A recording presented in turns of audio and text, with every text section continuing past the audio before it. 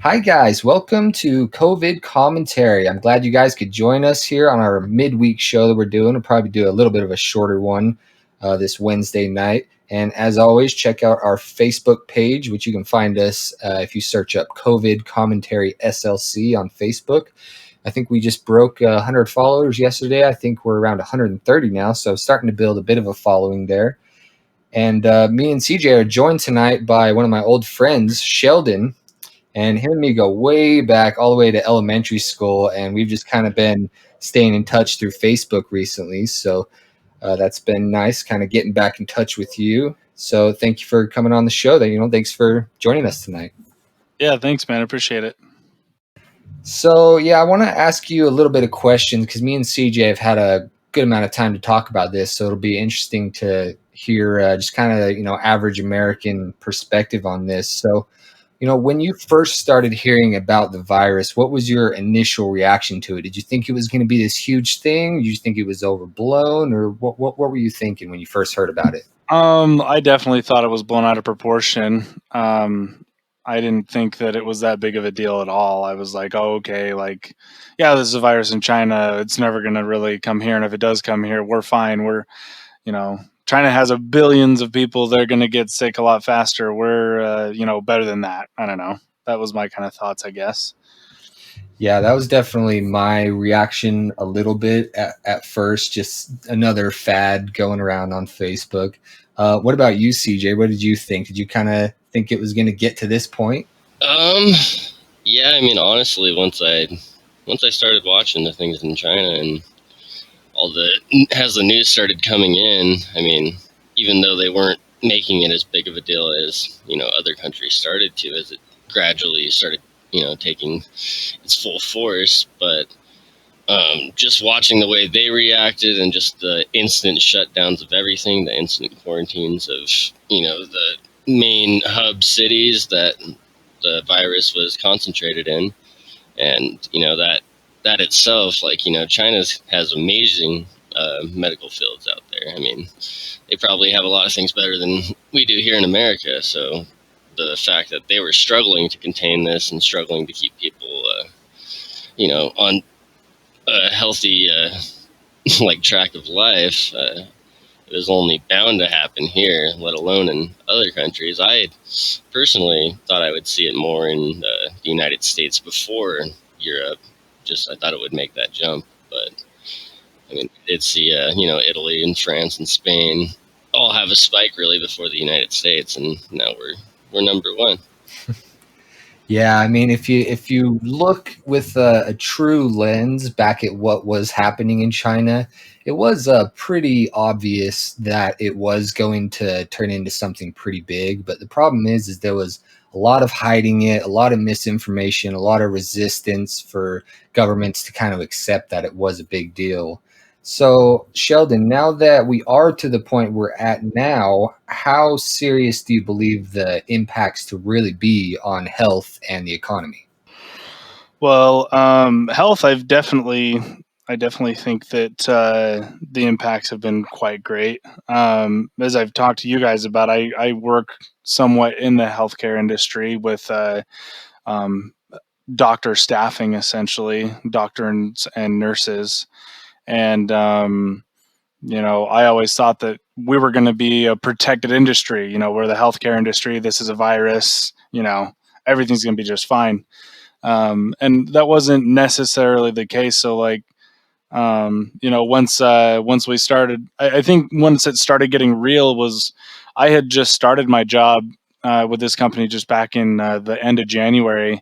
And so I was just getting out of my like 8-week training period towards the middle of March or 6 weeks, I guess. But when we were starting to be told, hey, we're going to start packing up your stuff and sending you guys home. This is, anybody that's at risk is going to go home first. And they just kind of started this whole sequence of sending people home. And that's when it kind of got more real. And I was like, oh man, this is serious. And then when you start seeing the numbers coming out of different cities here in the U.S. I mean, like you said, the misinformation coming from China isn't the greatest. And so the best numbers that we could follow were the ones that were really coming from Italy, and then now coming from the U.S., with New York being the biggest and hardest hit state. Washington, I know, was pretty well hit as well, in the Seattle area. I mean, I've talked to doctors in those areas on the phone with my job, and they're like, "Yeah, I'm not going anywhere. Like, they won't work. They don't want to travel, and facilities don't want to take traveling doctors. It's crazy stuff." Yeah, do you want to jump in on that, CJ? I mean, how serious do you, to this day, because there's a lot of info going around that maybe things are getting better, and do you think that the health threat is still a viable threat, CJ? Well, definitely. I mean, just in the last few days, I mean, here in Utah has word starts to spread of this, soft opening on Friday, and everybody kind of getting back to normal. There's not the initial fear that was there before. In the beginning, we made a big deal about it, and we're like, you need to wash your hands, hand sanitizer, wear a mask. And I've only seen people in Utah probably wear masks for maybe the last 2 weeks or so now. But even just recently, I mean, I've just started to notice people not wearing masks anymore, more people going out and just doing your basic stuffs. And a lot of restaurants are planning on opening, and I mean, they're going to be 6 feet apart for each table, but I mean, still having any sort of, you're going to stop, people from gathering in over 15 or more, and then all of a sudden you're going to open a restaurant that, as long as they could seat a certain amount of people within 6 feet, like they're allowed to all be there. It's just not going to, I don't know, it's just not very logical to me, because it's just going to result in this second wave of a lockdown, and it's going to be a lot stricter, and it will be probably for a lot longer amount of time too. Yeah, I agree. So since this is our midweek show, I'll only touch on the numbers just a little bit here, but just so everyone knows, the numbers don't really seem to be slowing down at all in US. It seems to be the message they're putting on blast now is that we overestimated the health threat, and we're still losing. We lost 2,400 people today in the U.S., so that's still the leading daily cause of death. 28,400 new cases and 80,000 world cases. So our testing hasn't ramped up. We're still doing about 200,000 per day. So we're still seeing basically the peak numbers of cases and deaths. So in my mind, a second outbreak is only inevitable, but we're coming to this crossroad where the economy is taking such a brutal beating that it's the risks of that is almost starting to outweigh the health risks. And something that Chris Martenson always says is we need to balance the risk between health and economy as good as we can, because there's very important risks with both of those. And it seems like most people I see on Facebook are kind of polarized between either we need to focus all on saving people's health or we need to focus all on saving the economy. And on the economy side, they're basically saying the virus has been fake, it's been overblown, there's nothing to worry about. And on the health side, they're basically saying that anyone that focuses on the economy is only focused on greed. But it's important to find a balance between the two of those. And I think the big question right now is how bad is the second wave going to be? If we open now and it's manageable, then there may be kind of a smooth way to coast out of this, although I still don't see any way that this is really going to end or really come to a important slowdown.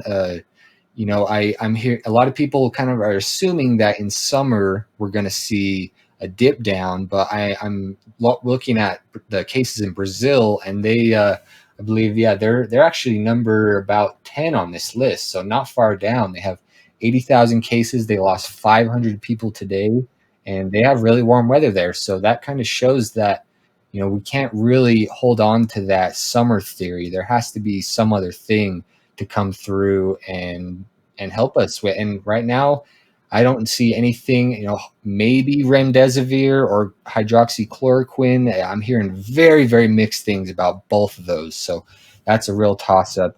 But moving on here, Sheldon, how would you say that the virus has affected your life so far? But you talked a little bit about your work schedule. Are you still working, or have you received money from the government, or how has it changed your life, including your social life as well? Yeah, I haven't got my stimulus check yet.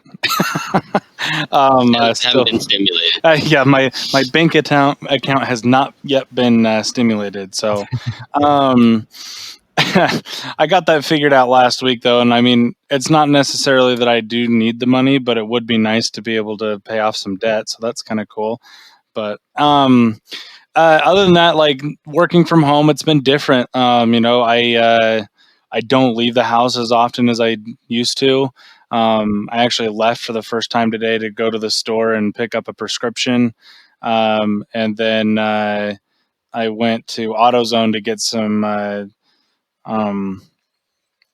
some AC recharge for my car, and then I came home. And that's kind of how it's typically been when I've left the house. Is it's just been a little bit of like go out, grab a couple things, the necessities, and then come back and not really leave. The only times I really leave is for that and to go visit my son. So um, I it so I may have done something a little bit stupid a couple of weeks ago. I don't really feel like it was, because I feel like if you're going to catch the virus, you're going to catch it in places where there's more people. But while I was dating my girlfriend, my most recent girlfriend, she lived in Vegas, and I flew out there for her birthday. Her birthday was on April 10th, and it was just crazy to see how dead the airports were. I walked into airport security, and there was like 3 or 4 people in front of me, and it took me like 5 maybe 10 minutes to get through airport security. And then when I got to Vegas, again, the airport was completely dead. We're talking about one of the more busy airports in the country, in Las Vegas, and it was just dead. And then it was really kind of eerie, on my trip back home. I took a picture of the baggage claim off of one of the balconies that overlooks it, and there was none of the baggage claim things were running, and there was no people down there. And in my mind's eye, I could visualize the busyness that would probably normally be there. This is my first time going to the Vegas airport, so I don't know how busy it normally is, but I know that it is busy based on, the city, and that, it's a high tourist attraction city, not only for the country, but for the world. And it would be a very busy place, and it was just dead. On my way back as well, when I went through airport security in Vegas, there was one person in front of me, 1 or 2 people, I think, and it took me seconds, like maybe a minute to get through airport security, when in like normal travel times it would have taken, maybe like 30, 45 minutes. So how many people were actually on the plane that you flew on? So my plane out to Vegas, there was a total of 8 people on, or no, 8 people, including myself, not including the flight attendants and the pilot. There was 8 people, 8 passengers. Did they let you all fly like first class just because? That was the mean thing. Is that the funny thing is that I actually I was the only person that got placed on the same row as someone, and or me and that guy were the only people that got placed on the same row. And the flight attendants came by and said, you guys can kind of sit wherever you want. And the guy was like, oh, really? Can I go sit in first class? And we're like, well, you can't sit there. And we're like, why? There was like nobody sitting in first class. And they're like, sorry, we just can't let you sit there. But so he moved. I mean, I was able to put my feet up on the seats. They were like, yeah, kick back, relax, like whatever, What was the price like? My round trip flight was $150. That's really good. So I'm not sure exactly what the typical is. I think it's around 200 or 250. So I mean, it was a bit Better. cheaper than normal. Did Yeah. did you have the trip planned for a while, or was it something you I planned out before the virus, or? It wasn't something I planned out before the virus. No, I actually purchased my ticket like a week or two before. So it wasn't that soon, or it wasn't that far off from when I purchased my ticket to when I flew. My flight back to Salt Lake actually had more people on it. There was about 14 to 16. I couldn't see. I remember getting on the plane, there was two children that got on the plane with their mom. And I could see the mom's head, but I couldn't see the children's head. So I think there might have been 16 total, but yeah, it was, again, still dead. And the funny thing it was too is me and that guy that were on my first flight actually got on the same flight again, and we're on the same row but opposite sides of the aisle. It's Oh, kind of funny. So, but yeah, it was really just crazy to see how dead the airport was. Like, shops inside the airport were closed. They had minimal shops that were open for anything. There was no hustle and bustle, none. Um, Hmm. that's yeah, interesting. So that it's crazy. basically amounts to people kind of taking this seriously, because nobody's been ordered to not fly or Right. anything that strict. So that I in my mind is kind of a decent gauge for how many people are actually taking this seriously. I think one of the things to notice is that before states and governments really started putting implementations in, it was honestly corporations and businesses, larger businesses. Like, for an example, before there was a stay-at-home order put in place, they were already starting to send us home to start working from home. And it's almost like businesses or larger businesses set the mood for how this was going to be handled, and then governments followed. That's kind of how I've seen it, at least. And with that, like airlines, I know that one thing my company that I work for has done, not only to save money, but for health reasons, is to cut travel, because it's not a necessity to business. Travel isn't, and so that, I think, with people not traveling for work as often, because that's a big way that people commute for the work that they do, there was no need. And then on top of that, people being told to stay home from governments after that, or asked to stay home, people weren't traveling, and the desire to travel was lessened, I guess. I don't know. Yeah, that makes good sense, because you really, a lot of the times, I would imagine, at least, you don't necessarily have to travel to do business. I mean, with modern technology, uh, you could easily do something over the phone or over video chat, and maybe this Yeah. will kind of provide that push into that next technological step, which could potentially give us a more efficient society altogether. Yeah, Zoom's killing it right now. That's true. I'm hearing a lot of good things about Zoom and their stock and just their product as a whole. But I also heard that potentially, like, China's involved with it, and they might be like recording some of the conversations or something. I don't care. Um, I mean, at this point, China can listen to whatever the hell they want. If they can understand us, then, I mean, I hope they listen to this listen podcast. away, jackass. Oh yeah, they're definitely listening to our podcast. We criticize the Chinese Communist Party all the time. Yeah. I was gonna say, hashtag reform China. Yeah.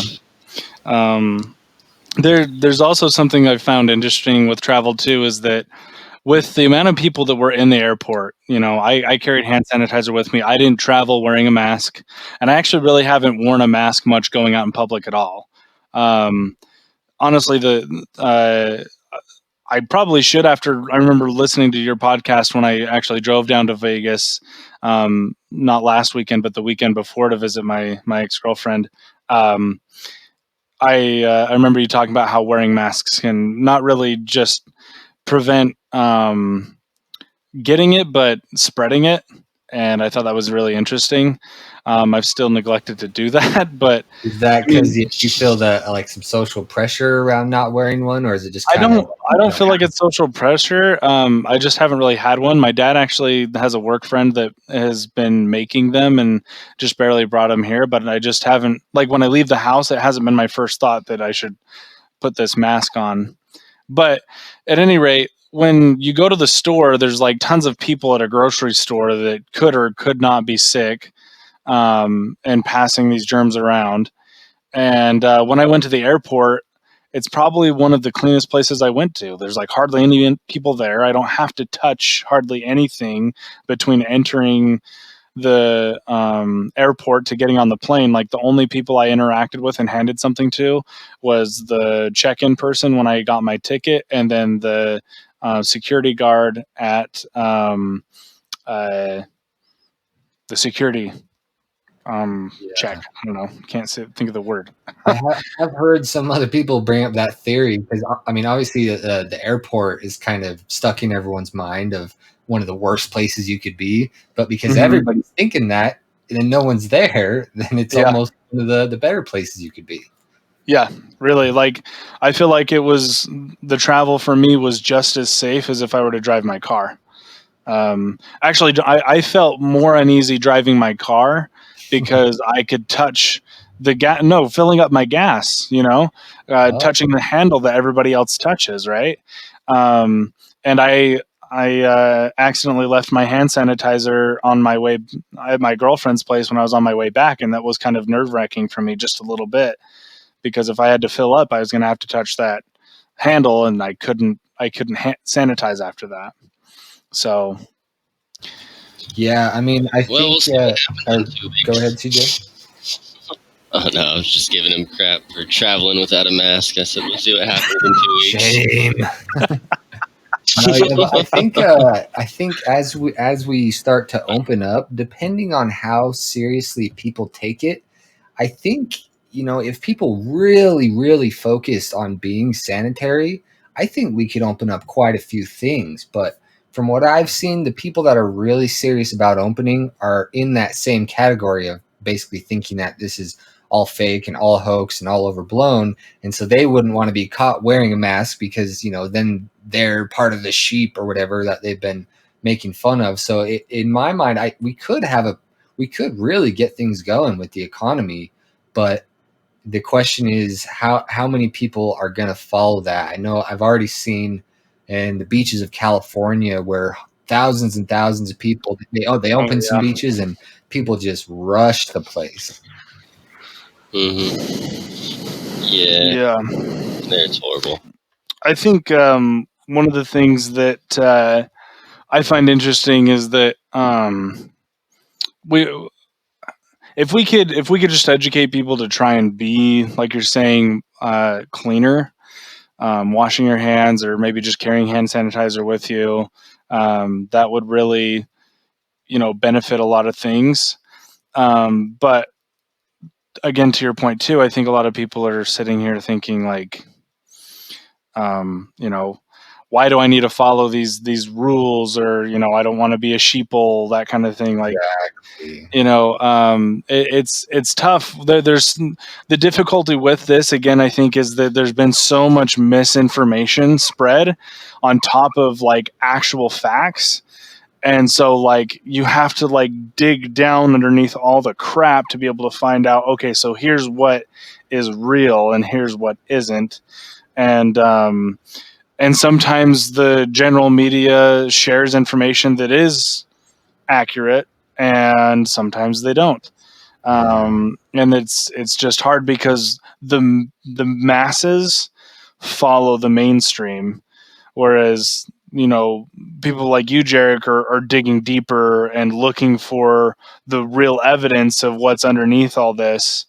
I mean, and just like the conspiracy theories that have formed out of all this are just crazy too. I don't want to even dive into that, but it's crazy.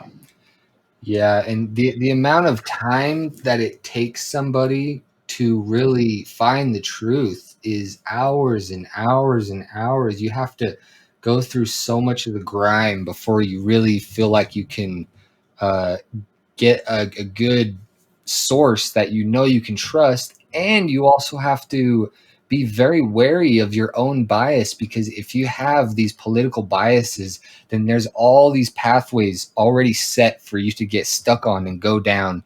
And then next thing you know, you're identified with a certain belief, and you have a bias, you have a way that you want it to be. And once you have kind of a, this predetermined bias, then you look for the things that kind of validate your story that you've already chosen.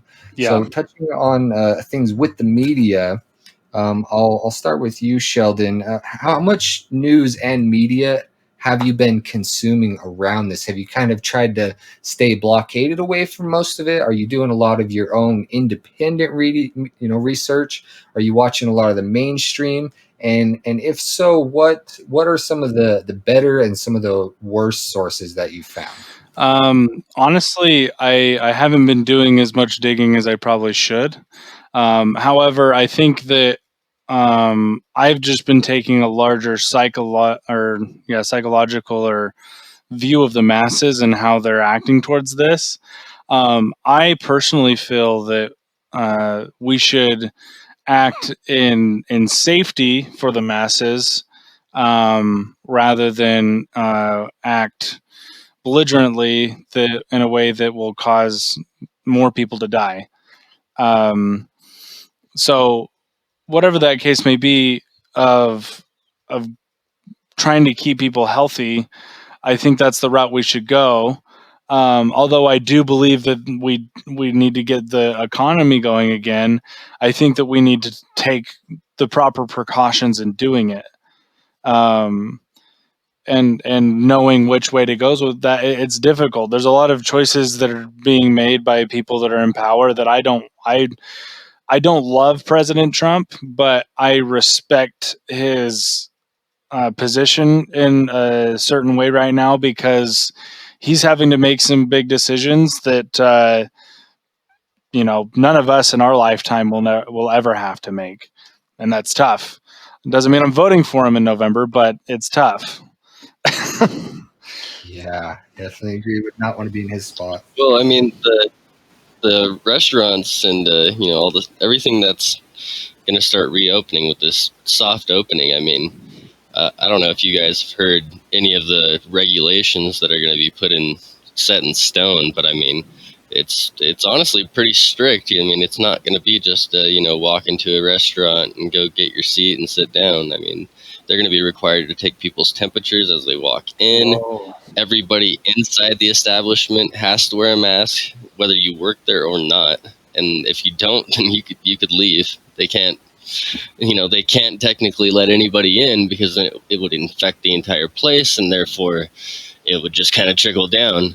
And not even just restaurants, but just this morning at 5 a.m. as my boss came in to yell at me when there was 8 people in the store, and so I work at Smith's, and he basically said if somebody from corporate was to walk in and that one of us did not have a mask on, or they saw us on the camera without a mask, that basically we would be fired on the spot. And if somebody was to come up positive and then they saw that person wasn't wearing a mask, then the entire store is shut down, no questions asked. Wow. Yeah. So I mean, they have some things in line to, I mean, at least I feel like with the whole soft opening, that's kind of the greener grass on the other side is, yeah, I mean, it's gonna loosen a lot of people up, and they're gonna think it's not that big of a deal.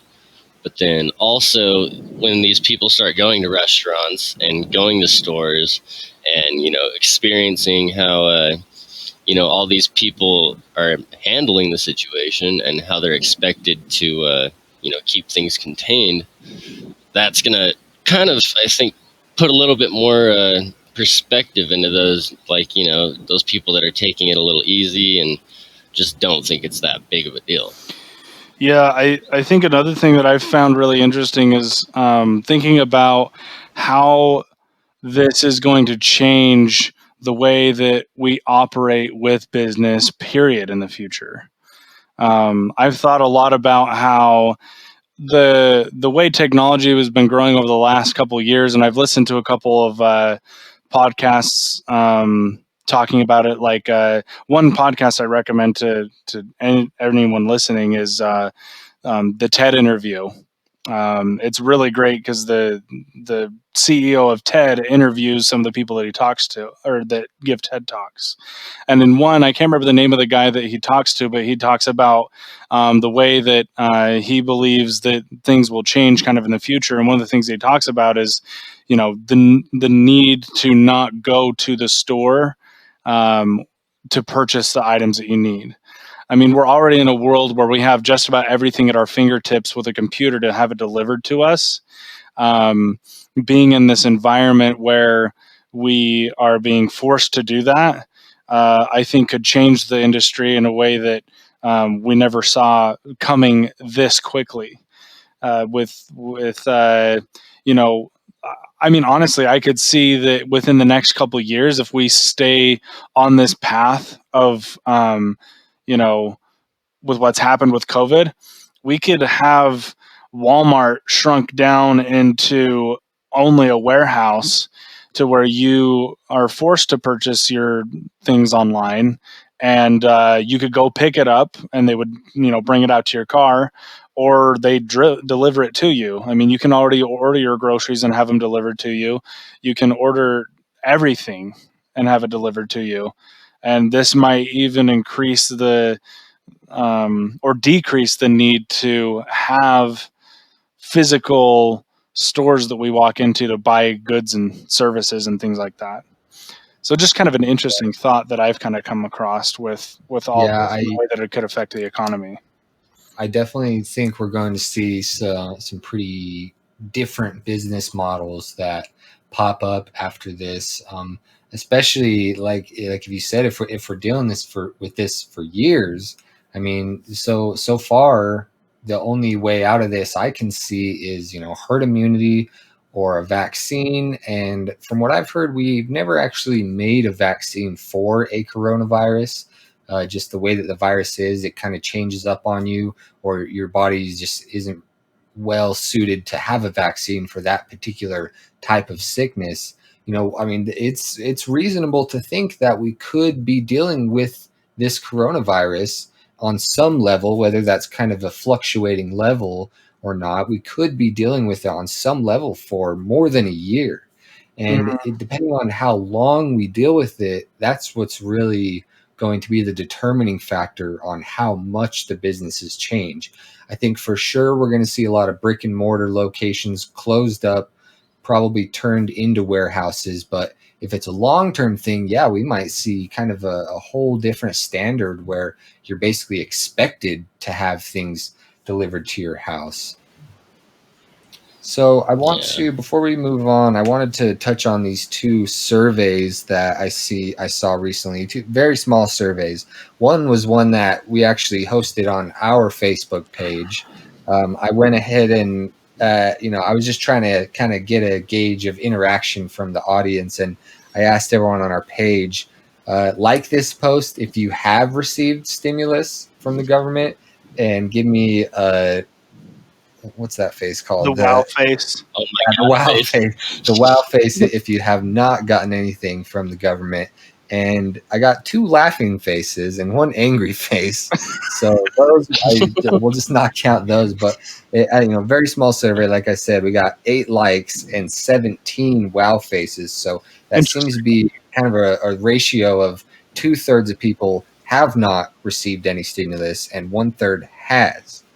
And also, I wanted to touch on this survey I saw from Crossroads with Joshua Phillip as their host. They do an excellent show about China daily now.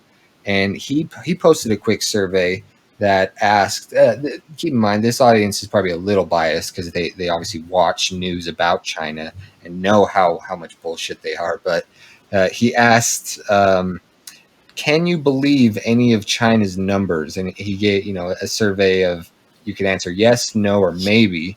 And 0% out of 40 people answered yes, 97% answered no, and 3% answered maybe. So, that really shows that China has pretty much just pulled themselves out of this. And it's really strange to see misinformation so out in the open, and to the point where basically everybody knows about it, but yet we seem to kind of just expect misinformation in the world of today.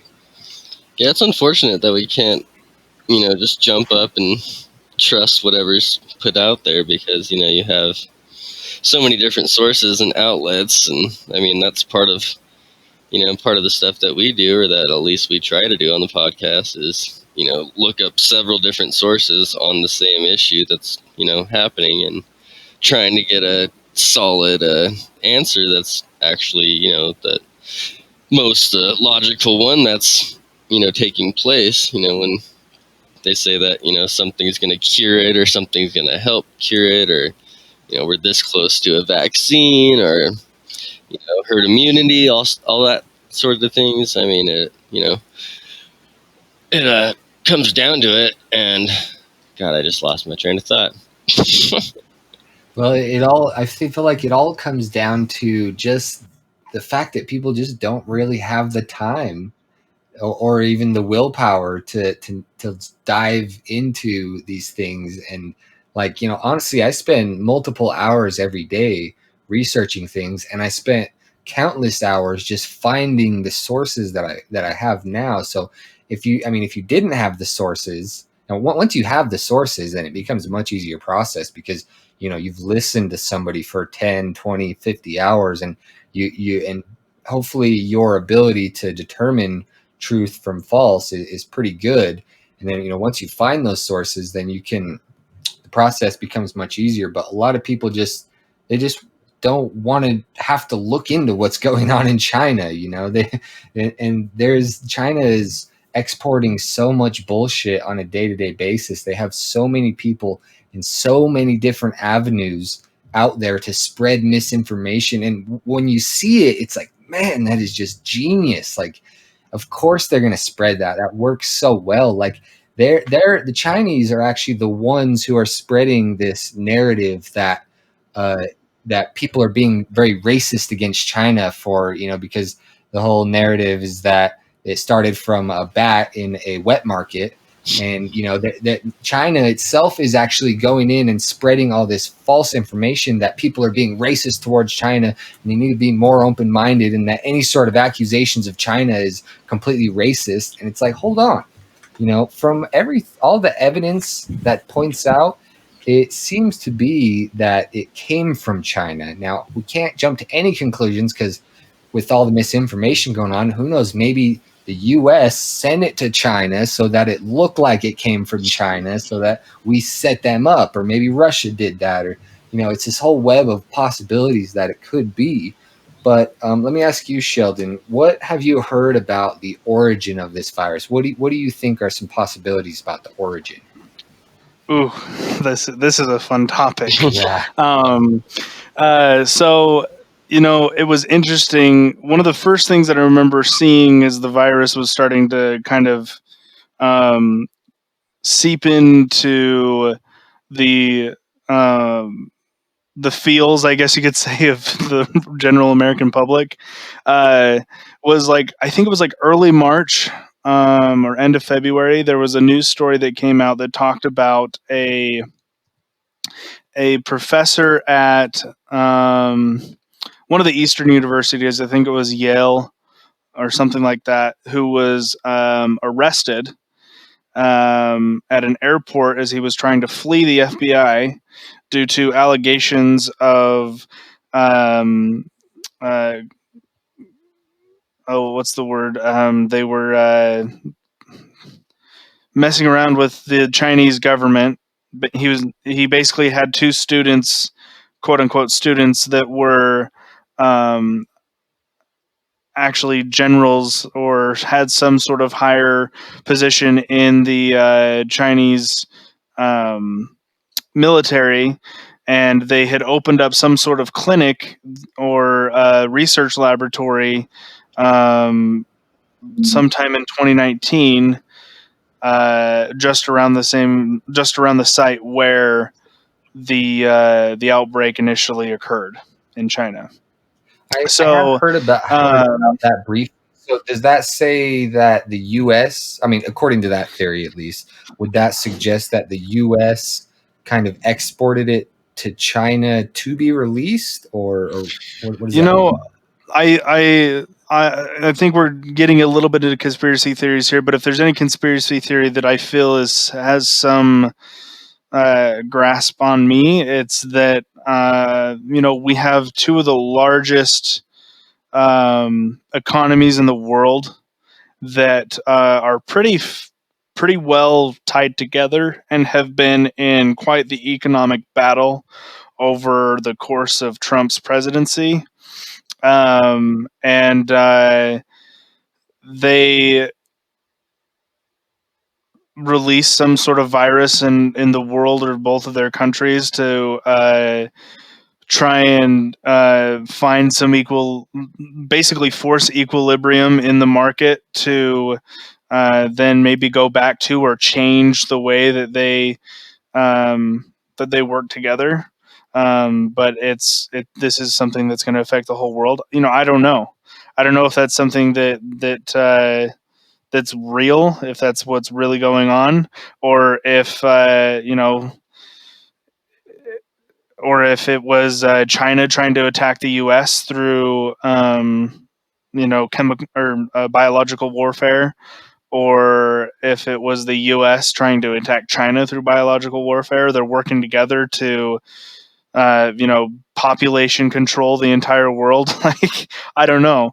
But I find that really interesting that there is definitive evidence that we have this like biology doctor at a profound university in the U.S. that's arrested for conspiring with Chinese government officials in a laboratory that was just built for quote unquote research in China next to the outbreak. There's just too many coincidences there for me, logically, for there to be anything else going on.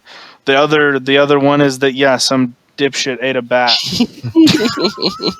Yeah, from what I'm hearing, I think the bat possibility is getting pretty slim, and it looks like from the evidence that it was probably leaked either on purpose or on accident from that lab in Wuhan.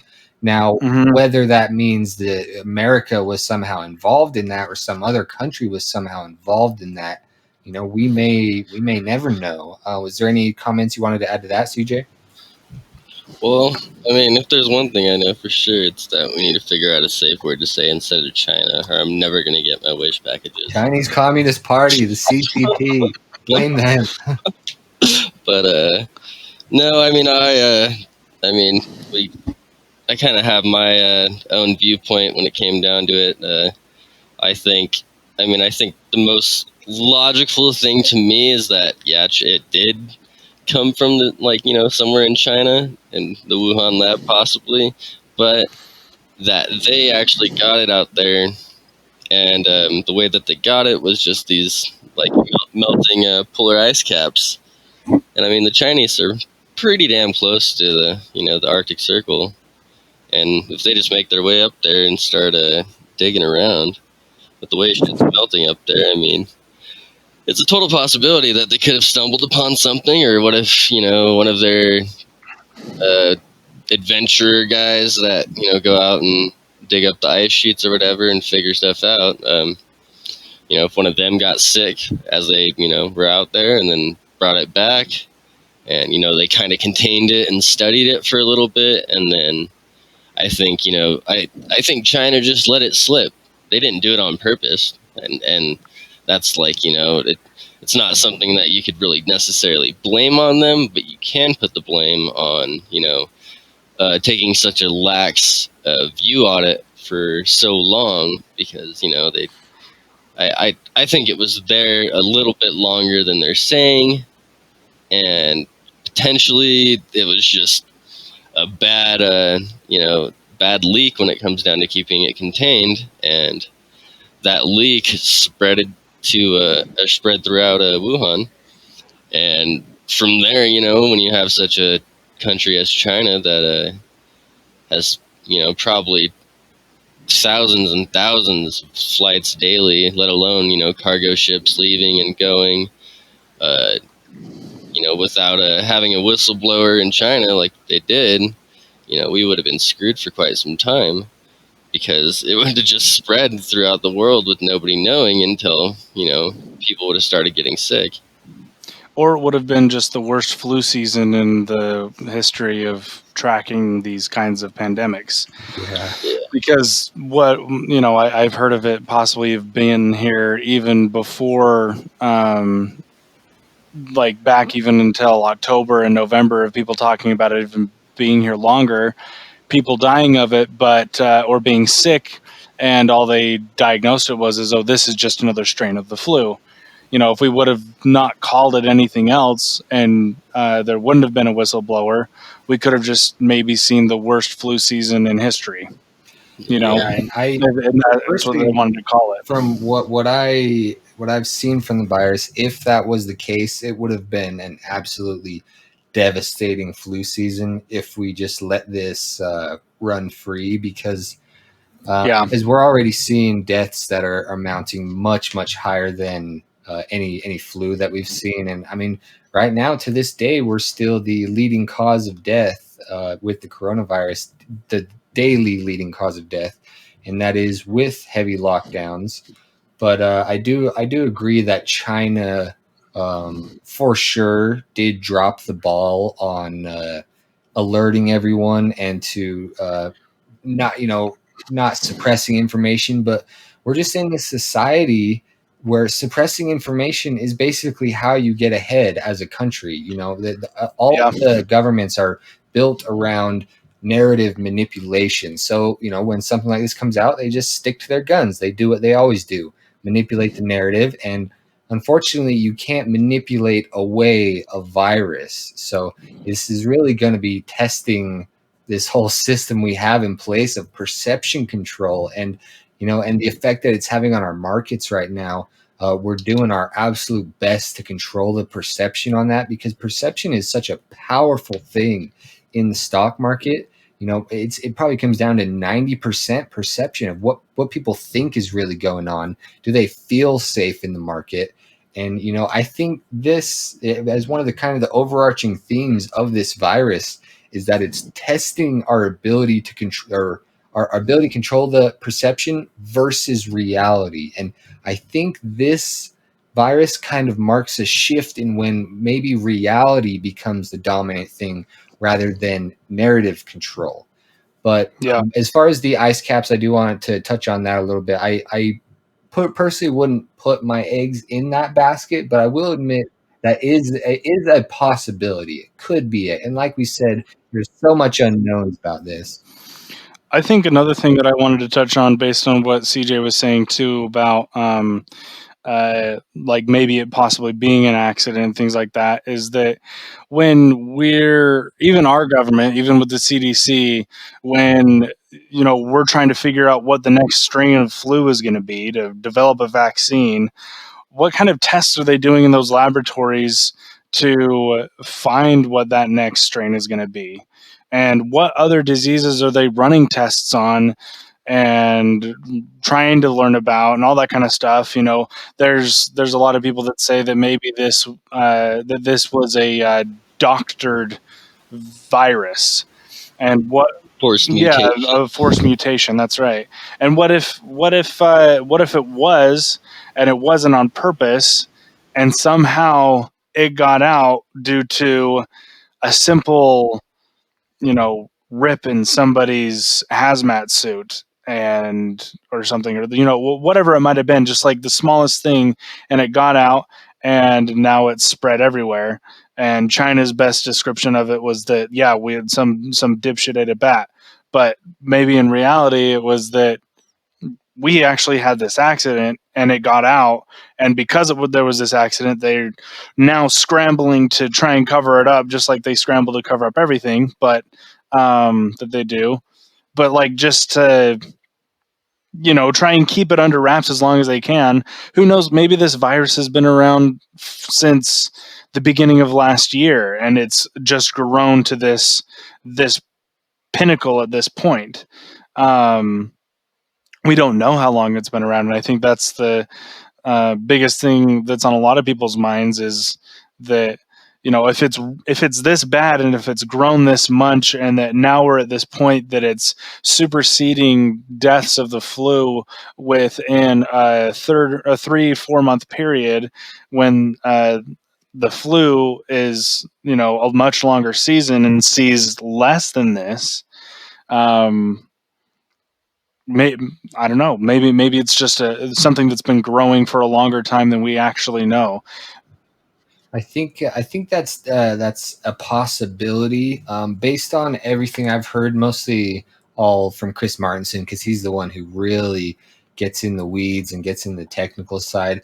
My thesis would be that it hasn't been around too long. It's probably been around in China before before 2020, a little bit, a month or two before 2020, but it hasn't been in the United States anywhere before January and hasn't really made the rounds. But of course, just want to say that's definitely one of the big questions that everyone's focusing on is how much has this really spread around? Do people have a herd immunity? First of all, can we even reach a full immunity? Because with coronavirus, there's normally the immunity doesn't last indefinitely. So that's still kind of a big open question. I know we are moving along with the antibody tests. I haven't seen anything very definitive from those tests. I don't know if they're actually doing them on a large scale or anything. I have heard one of the tests fully debunked by Chris Martinson. So that's something we definitely want to keep an eye on in the future. But moving on to the next topic. So what kind of preparations have you made, Sheldon, if any? And do you think any type of preparations are important? Sorry, ask that question one more time. As far as preparations go, have you made any preparations with your food? Maybe some money preparations, your housing. Do you think that this is a time that's worth preparing for, or do you think that we're gonna like move along unhinged? I think that it's definitely a time worth preparing for. Fortunately, in my situation, I had been I got divorced last year in April. Tried to stick it out on my own with paying child support and alimony and rent and all that kind of stuff up in Logan, Utah, for about a year. And in about February time, me and my girlfriend were talking about whether I was going to move in with her or something else, because my lease in my apartment was coming up in May and I was going to move because it was just becoming unaffordable. And so then she ended up moving to Vegas. So I was like, oh, I'm gonna move back in with my parents so that I can get back on my feet financially. So, and that decision was made back in about February that I was going to move in with my parents, before this really got big and was a problem. So that was a preparation I already personally had, and I didn't really need to prepare because my parents have always had a food storage. And I know that my dad's talked about how if we needed to, we could ration it out and we could last, a good long time. There's a total of 6 of us living in my parents' house. Me and then my 3 brothers and my mom and dad. And so they've got enough food to take care of us. My dad works for the government. He works on Hill Air Force Base, and so he's still had a steady flow of income in what he does and hasn't had to really worry about that. I still am working and haven't really had to worry about much and been just working to pay off debt since I moved into my parents' house. So I really haven't been able to prepare financially and putting money away, nor have I really had the need to buy copious amounts of food where my parents already have the food that I would need. So I see. Yeah, that's kind of how I see it as well. I've still kind of stocking up on a little food. I'm hearing a lot of things relating to the food supply chain. So, and who knows where, money's going to be, where jobs are going to be in the future. So personally, I'm still stocking up on food. I'm kind of looking at this in a fairly long-term perspective. So if I do buy a bunch of food now, and I mean, as long as you buy the right food, if you don't end up eating it within the next 6 months, it could kind of give you that insurance policy for maybe the next 3 years. And it's my personal opinion that regardless of the health impacts of this, which I think will probably be somewhat manageable as we kind of float our way through this, I think this could potentially be one of the biggest recessions, if not depression, in the past 90 years. And I think this has the potential of becoming somewhat of a monetary reset, a debt reset, a debt restructuring. And there could be, that probably would have some geopolitical tensions implicated in that as well, possibly even a war. So I would think that this would be a very good time to prepare. So we've been going for, of course, way more than our half hour, but was there anything you wanted to say on preparation before we close out, CJ? I mean, my personal opinion is if you kind of just plan as you go, and I mean, I would just limit your shopping trips to once every 2 weeks if you can. And I mean, if you need necessities, and there's things like milk and stuff to go bad, but I mean, me personally, just working at Smith's, from what I've noticed, is it really is a lot easier on the general public if they do just kind of lax on the over preparing. But if you just try to basically prepare and set yourself up for, okay, this is what we're going to eat for the next week, and then move on to that, so that way you're not making several trips to the store, because as long as you're there once, then if you don't go back in, you're not going to empty the shelves. And then less people you see in the stores, the more stuff that's actually going to be on the shelves. That's just how it works. I mean, I'm not too concerned with like running out of food. I mean, I know that there's maybe, some shortages when it comes down to the whole beef and pork industry due to the current shutdowns of like several plants. They even said the poultry industry is doing really bad, and they just had to slaughter 2 million baby chicks just because they had nobody to take care of them. And I mean, yeah, I mean, it's, between that and dumping milk and stuff like that, it's just, it's a process, and it's going to have to work its way through, just like how it, we all had to learn how to be extra sanitary and wear masks and, all the above, all these companies, all these basic needs of life, they're all going to have to learn how to function and set themselves up for success in this time when it comes down to preparing and stopping, like preventing the disease from entering those areas, so that way we can keep our supply chain okay, and that way we don't have to worry of shortages of anything in that case.